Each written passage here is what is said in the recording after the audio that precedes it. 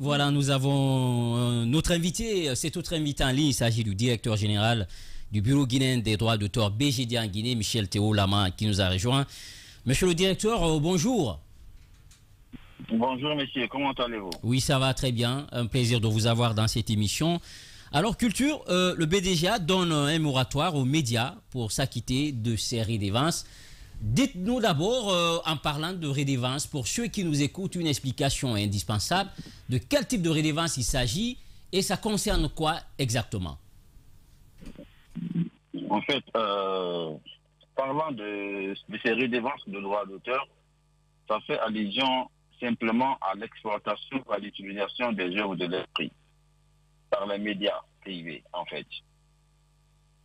D'accord? Oui, allez-y, oui, allez-y. Parce que là, parce que là, du coup, je sais que de toute l'étendue du territoire, tout le monde est conscient que l'État est le meilleur payeur parce que vous restez sans savoir que chaque année, il y a une répartition de grands droits qui s'effectue sur toute l'étendue du territoire. Et ça, c'est par rapport à l'exploitation des œuvres de l'esprit par les médias publics, c'est-à-dire la RTG, la RKS et puis les radios rurales.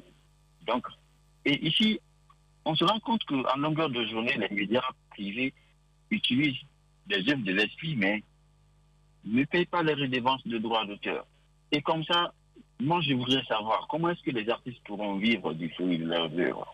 Si les médias privés passent toute la journée à utiliser les œuvres de l'esprit et que les artistes même n'en bénéficient pas. Moi, c'est la question que je me suis posée et c'est la question que la direction générale s'est posée d'ailleurs. Voilà, avant de venir plus de communiquer. D'accord, allez-y, Alphonse. Directeur, on comprend bien votre préoccupation de pouvoir protéger les œuvres des artistes, mais de l'autre côté, les médias, dans le cadre de leur création à la HAC, il leur est exigé un pourcentage de discographie guinéenne à diffuser.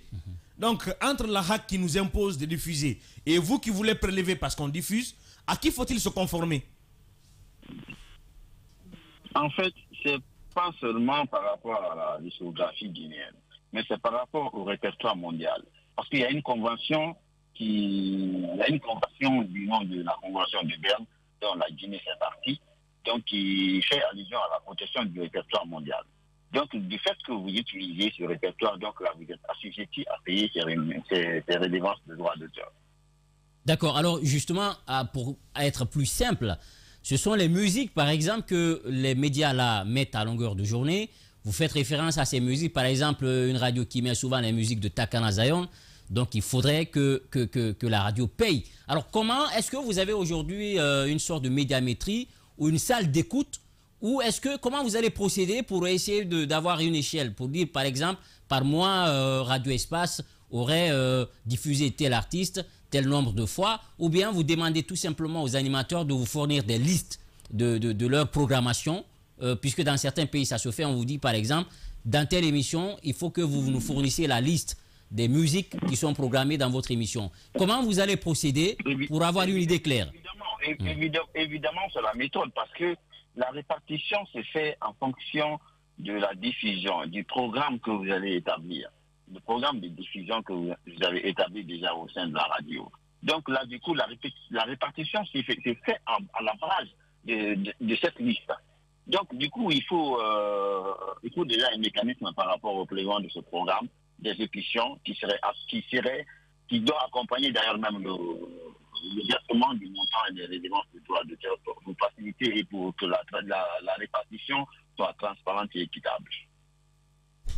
Allez-y, Aoula Toussou. Monsieur le directeur, qu'en est-il des artistes parfois qui sollicitent parce qu'ils veulent être connus ou bien que les gens puissent découvrir leur musique, qui sollicitent des médias de diffuser les musiques-là? Qu'en est-il? Ça, c'en est un autre cas. Parce que, en fait, toutes les musiques qui sont utilisées là-bas sont protégées par le répertoire du BGDA. D'accord? Parce que tout ça, c'est résident par rapport à la loi 0028 qui porte sur la protection de la propriété littéraire et artistique en République de Guinée. D'accord? Donc là, du coup, les artistes qui viennent pour faire leur promotion auprès de ces radios, ça n'engage que les artistes et la radio. Mais par rapport à l'utilisation du répertoire protégé du BGDA, ça c'est entre les médias et le BGDA. D'accord? D'accord. Alors, Merci. allez-y, Félix. Alors, monsieur le directeur, la question que je vais vous poser, est-ce que vous avez une procédure par laquelle vous passez pour comprendre tel média doit verser tel montant? Est-ce que vous avez la méthode, la procédure, la méthode par laquelle vous passez pour comprendre, par exemple, tel média doit tel son, tel montant au BGDA par rapport à l'utilisation donc de ces œuvres? Est-ce que vous avez une idée? Est-ce qu'en amont déjà, vous êtes rapproché de ces médias pour établir le programme? Comment vous faites aujourd'hui pour vous faire une idée du chiffre, du montant en termes de redevance par rapport à tel ou tel média? En fait, vous restez peut-être sans savoir qu'au sein du Bureau guinéen du droit d'auteur, il y a un département qui est intitulé le département de la perception. D'accord, de l'exploitation et de la perception. Donc, dans ce département, nous avons des agents qui sont formés pour ça. D'accord? Ils vont se rendre auprès de ces différentes radios et montrer aux techniciens comment ils pourront prélever et comment ils pourront faire comment dirais-je, la liste, ou bien le répertoire ou le programme de diffusion qu'ils vont faire. En fonction de ça, par rapport à votre programme de diffusion de ces œuvres, il y a un programme qui est établi déjà. Vous avez déjà un playlist qui est déjà là préétabli chez vous. Donc c'est en fonction de cette liste-là que nous allons nous servir pour pouvoir faire la répartition. Parce que l'exploitation est faite à partir de à la base de cette liste que vous avez préétabli déjà. D'accord. Alors, monsieur le directeur... J'imagine déjà dans vos émissions, avant que vous ne commenciez vos émissions déjà, vous avez déjà une playlist qui est là, qui concerne les musiques que vous devez utiliser par rapport à cette émission. Parce que je crois qu'il y a des émissions, il y a des musiques qui sont spécifiques à certaines émissions. Donc là, du coup, avant d'abord le démarrage de cette émission, vous avez déjà la liste. Donc c'est un peu comme ça, parce que je sais que vous êtes ordonné, les radios sont tellement organisées que on ne peut même pas, je ne crois même pas qu'il y a des difficultés, qu'il aurait des difficultés pour pouvoir faire ce prélèvement. Allez-y, Emmanuel. Alors, monsieur le directeur, vous parlez d'un travail qui doit être fait de commun accord avec les médias. Est-ce que ce travail-là a été fait ou il va être fait? Parce que vous avez lancé... Non, mais chez nous, l'équipe est prête déjà. Toute l'équipe est prête. Mais si vous avez fixé déjà un moratoire, parce que je pense que vous avez dit à compter du 15 août 2023, tout média n'ayant pas souscrit au BGDA pour l'acquittement de la redevance citée en référence dont une facture a été adressée et transmise selon la spécificité sera dans l'illégalité et se verra par voie d'huissier le droit de faire suspendre uniquement la diffusion du répertoire guinéen et aussi mondial. Voilà, justement, c'est pourquoi je pose la question. Est-ce que vous ne pensez pas qu'on devrait faire le travail, à savoir telle radio diffuse tant, connaître le montant avant de placer le moratoire? Parce que si déjà les montants ne sont pas fixés, c'est que cette fixation-là prend un bon bout de temps dans le moratoire qui a été donné.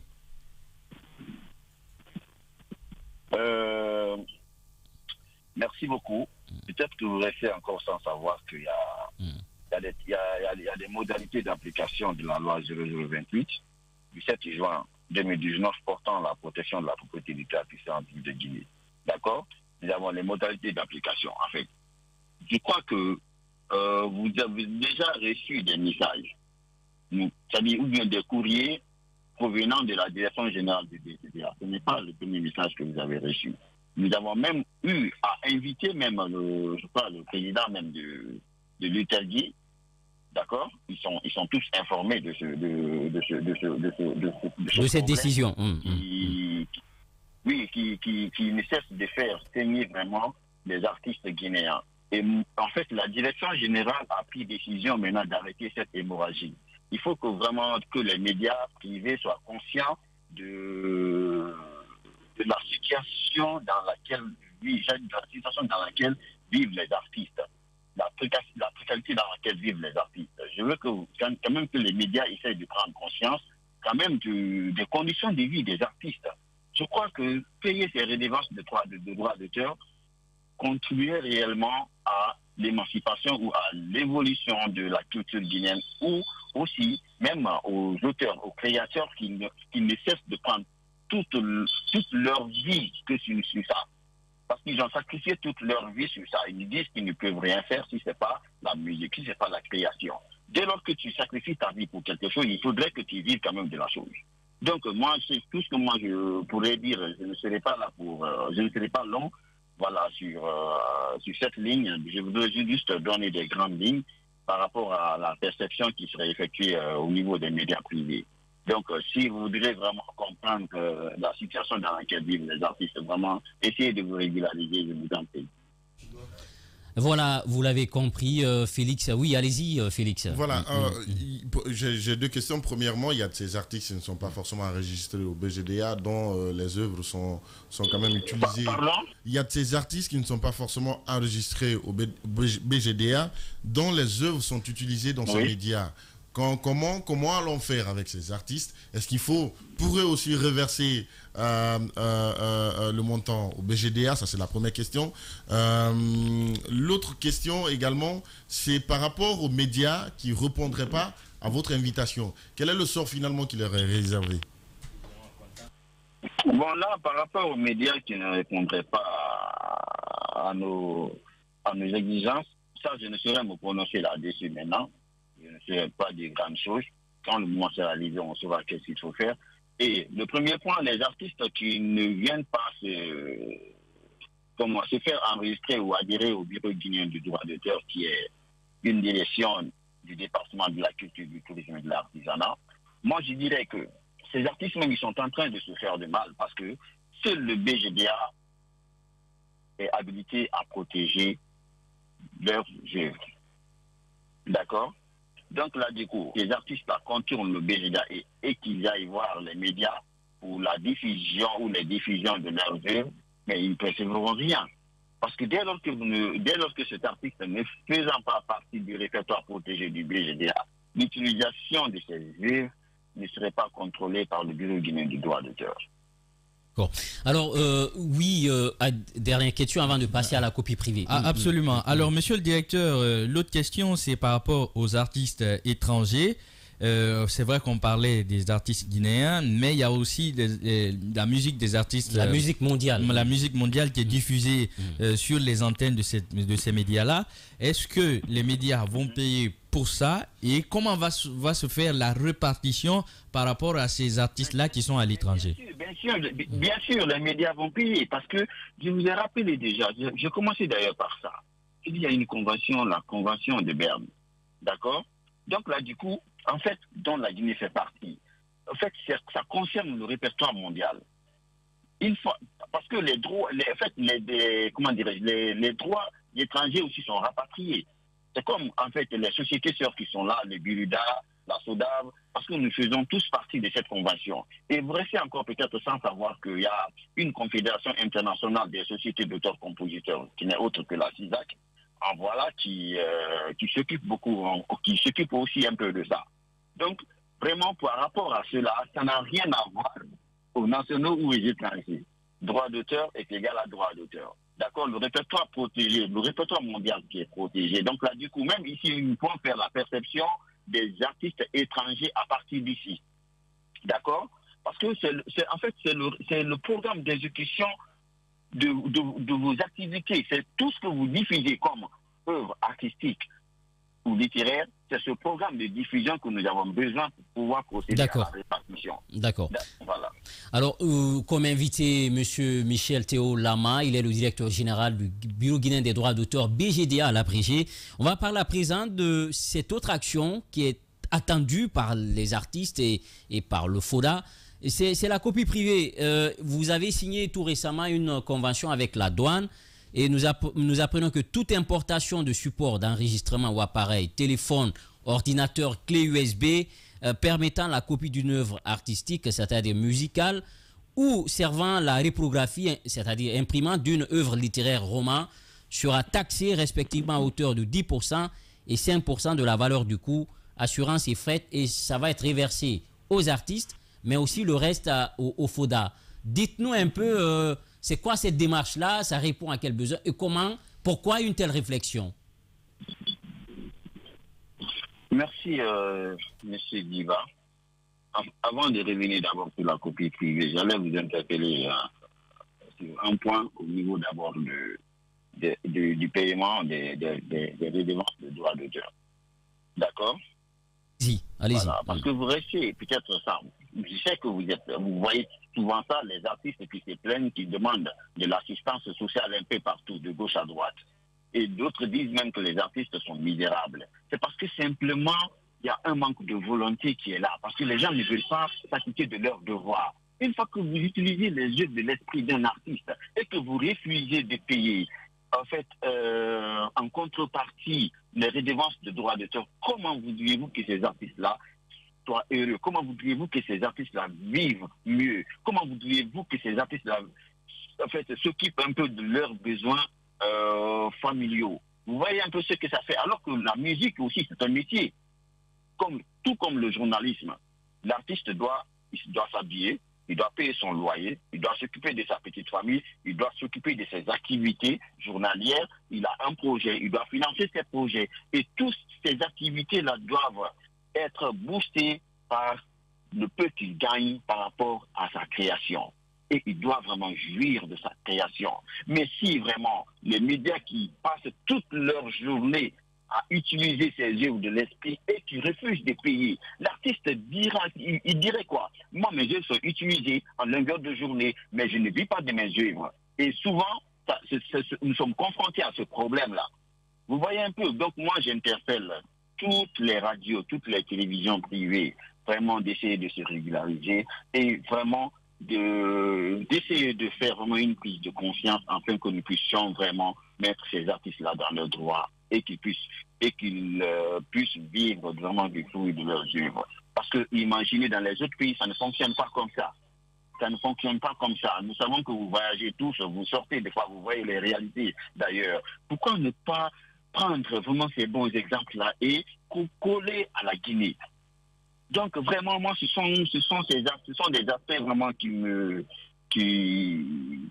D'accord. Ça me dérange, vraiment, ça me dérange. Et vraiment, je suis deux fois gêné, Je dis, mais pourquoi que c'est dans mon pays que ça se passe comme ça?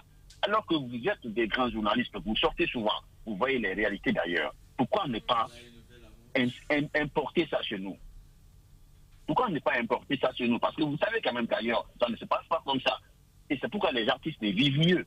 Vous les voyez, ils ont des belles maisons, ils ont des belles voitures, c'est parce qu'ils vivent quand même du fruit de leur création. Mais ici, les artistes, ils créent, mais ils ne peuvent pas vivre. Parce que simplement, derrière la machine, il y a des gens qui refusent de payer. Il y a des institutions qui refusent de payer. Il y a des médias qui refusent de payer. Alors que ça ne doit pas se passer comme ça.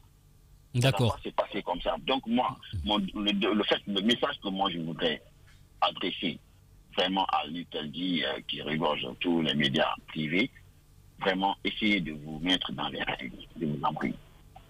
Voilà. Ça, c'était la parenthèse que je voudrais ajouter par rapport au paiement des redevances de droits d'auteur. Maintenant, nous allons revenir sur la copie privée dont vous venez d'évoquer tout à l'heure. Hello? Oui, allô, oui, vous êtes à l'antenne, allez-y. Voilà. Vous avez évoqué tout à l'heure un point très très important qui n'est autre que la rémunération sur la copie privée. Oui, c'est vrai. Toute importation de ces supports de stockage sur lesquels on peut mettre les œuvres de l'esprit sont assujettis au paiement des redevances de droits d'auteur. D'accord? Et allez-y, oui, allez-y. Voilà. Non, moi, je préfère qu'on aille de questions à réponse. D'accord, d'accord. Justement, alors la question c'était, justement, vous avez signé une convention tout récemment avec la douane. Et cette convention-là porte sur quoi? Et également, vous dites que tout ce qui est importation de clés USB, de téléphones, d'imprimantes et tout, il y aura un prélèvement sur ces machines, tout ce qui est reprographie, par rapport aux romans et aux autres œuvres, c'est-à-dire musicales. Comment ce prélèvement-là va se faire et c'est quoi le pourcentage qui sera reversé aux artistes, mais aussi au FODA? Au FODAC. Merci beaucoup, M. Diba Minimono. En fait, par rapport au prélèvement, j'allais venir d'abord sur le protocole d'accord qu'il y a eu entre la Direction générale des douanes et la Direction générale du Bureau guinéen de droits d'auteur. C'était par rapport à la mise en place du mécanisme de la perception sur ce décret. D'accord? Oui, allez-y. En fait, oui. la douane, c'est le moteur, la douane était censée faire la perception. Et d'ailleurs, même cette activité ne peut pas se faire sans la direction générale de la douane. Voilà pourquoi nous remercions vraiment le ministère du Budget et puis la direction générale des douanes par rapport à leur disponibilité, parce que vraiment, ils ont été très efficaces par rapport au protocole qu'il a eu entre les deux institutions. Voilà. Parce que, en fait, tous ces articles qui sont assujettis à la rémunération pour copie privée transitent par la douane. Que par les frontières terrestres, aériennes ou maritimes. Donc, ça transite par là. Donc, du coup, tous ces importateurs-là, ils doivent payer quelque chose. Parce que, imaginez, M. Diba Minimono a une clé USB sur laquelle il va copier les œuvres de l'esprit pour un usage privé. D'accord? Nous n'allons pas dire à M. Diba Minimono de payer une redevance de droit d'auteur par rapport à une utilisation privée. D'accord? Donc là, du coup, c'est à l'importateur de s'acquitter de s'acquitter de ses devoirs. Parce que c'est lui qui importe ses supports. Les supports sur lesquels sont copiés les œuvres de l'esprit pour les usages privés, tels que les musiques.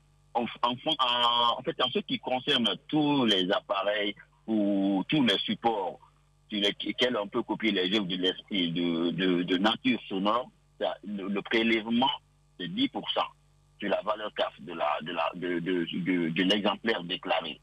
Et par rapport à ce qui concerne la rétrographie, c'est-à-dire les imprimantes, les scanners ou autres que ce soit, c'est 5% qui sont prélevés sur la valeur CAF de l'exemplaire déclaré. D'accord. Alors, l'autre question, oui, est-ce que à date, le prélèvement a commencé? Et si oui, comment mais bien sûr, ça a commencé depuis le 12. D'accord. Alors, depuis le 12, ça a démarré, voilà. D'accord. Alors, comment le reversement se fait aujourd'hui? Le reversement, vous voulez savoir le mécanisme? Oui, le mécanisme, justement, oui, comment ça fonctionne aujourd'hui? Mais c'est très simple, c'est pas sorcier. Le déclarant, le transitaire, il a la fiche de déclaration de sa marchandise, il a la facture. D'accord? Parce que vous ne pouvez pas payer quand même une marchandise à l'étranger envoyée sans la déclaration, sans le connaissement ou sans la facture. Donc, ce sont ces documents-là qui sont regroupés et les travaux se font à la base de ces documents. Ce sont ces documents-là que ces importateurs envoient à la direction générale du BGDA et au département de la perception, il y a une équipe conséquente qui est là, qui est vraiment dévouée à ce travail. Une fois que ces importateurs-là viennent avec ces documents, ils sont là, ils prennent les documents et puis voilà, la facture est là, le connaissement est là, et puis voilà, la fiche de déclaration est là. Les appareils qui nous concernent, qui concernent que la copie privée, les prélèvements se feront à partir de ces appareils. Parce que imaginez dans un conteneur, vous allez trouver qu'il y a plusieurs articles, d'accord? D'accord. Allô? Oui, allô, oui, vous êtes à l'antenne, allez-y. Vous allez comprendre que dans un conteneur, vous allez trouver qu'il y a plusieurs articles. Il y a d'autres qui envoient des habits, des appareils électroménagers, des trucs, plein de trucs. Mais nous ne pouvons pas prélever sur les appareils qui ne nous concernent pas. Nous faisons le prélèvement par rapport aux appareils et au code tarifaire qui ne concerne que la rémunération pour copie privée. D'accord. Téléphone, ordinateur, clé USB, ordinateur, téléphone. Clé USB, imprimante, scanner, comment dirais-je, les téléphones, les montres intelligentes. Donc tout ça, justement, donc tout ça. Les woofers, les amplificateurs. D'accord. Et 10% et respectivement 5%.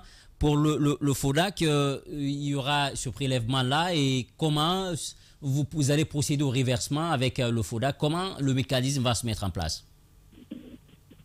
Oui, par rapport au FODAC, c'est une fois que tous ces prélèvements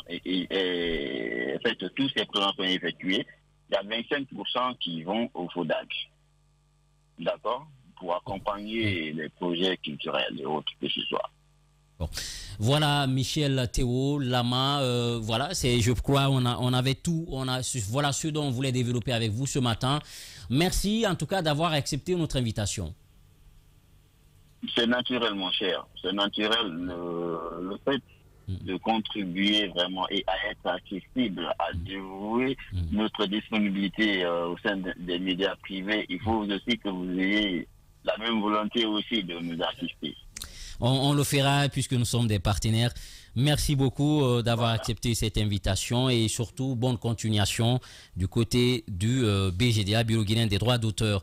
On l'a écouté, hein, Emmanuel, sur ces mesures, l'élevance au niveau des médias, mais aussi au niveau de la copie privée. Oui, on l'a écouté sur ces différents aspects. Je pense que ce sont des démarches importantes parce qu'il l'a dit, en tout cas dans le dernier pan de son intervention, il faut permettre en tout cas aux artistes de vivre de leurs œuvres. Et ça permet naturellement, parce qu'on sait que l'industrie musicale en Guinée, je prends le cas des chanteurs plus précisément, fait en sorte qu'en dehors de leurs concerts, en dehors des showcases qu'ils font, il n'y a pas de...